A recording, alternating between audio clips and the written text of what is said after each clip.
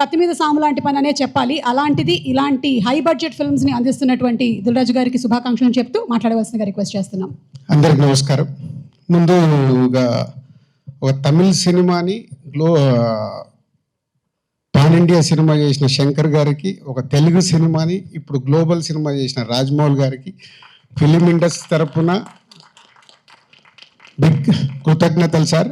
ఎందుకంటే మాకు ఒక పాత్ చూపిస్తున్నారు. శంకర్ గారు మొదలు పెట్టారు, ఇప్పుడు రాజమౌళి గారు కూడా గ్లోబల్ వరకు తీసుకెళ్ళి మాలాంటి ఎంతోమందికి ఇలా సినిమా తీస్తే ఎక్కడి వరకు తీసుకెళ్ళి వచ్చిన ఒక ధైర్యాన్ని ఇచ్చిన మీ ఇద్దరికి thank you very much.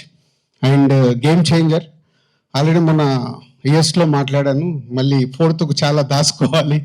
So ఈరోజు ఓన్లీ ట్రైలర్. సో శంకర్ గారి విజన్ ఒక్కొక్క స్టెప్గా చూపిస్తూ వెళ్తున్నాం.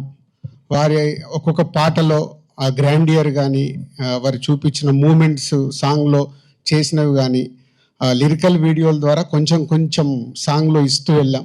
ఒక టీజర్ ఇచ్చాం, ఈరోజు ఒక ట్రైలర్ వరకు వచ్చాం. సో ఇది ఇంకా నా లెక్కన 40-50%. సో చాలా దాచిపెట్టి శంకర్ గారు 10th రోజు అందరికీ చూపించబోతున్నారు. ఈ సినిమాలో ఎన్నో మూమెంట్స్ అన్ప్రెడిక్టబుల్గా ఉంటాయి, అది మట్టు ఖచ్చితంగా చెప్పగలుగుతాను. నిన్నే తమన్ బ్యాక్గ్రౌండ్ స్కోర్ చేస్తూ రమ్మంటే ప్రసాద్ ల్యాబ్కి వెళ్తే 2 రీళ్లు చూపించాడు. అది చూసిన తర్వాత ఇంకా గట్టిగా తొడగొట్టాలని ఉంది, కానీ ఓవర్ అవుతుందని ఆగిపోతున్నాను. సో 10th వరకు మీలాగే మేము కూడా ఒక ఎగ్జైట్మెంట్ని ఆపుకుంటూ ఒక గొప్ప సినిమా అంటే ఒక కమర్షియల్గా శంకర్ గారు ఎన్నో సినిమాలు నేను ఎప్పుడు చెప్తుంటాను.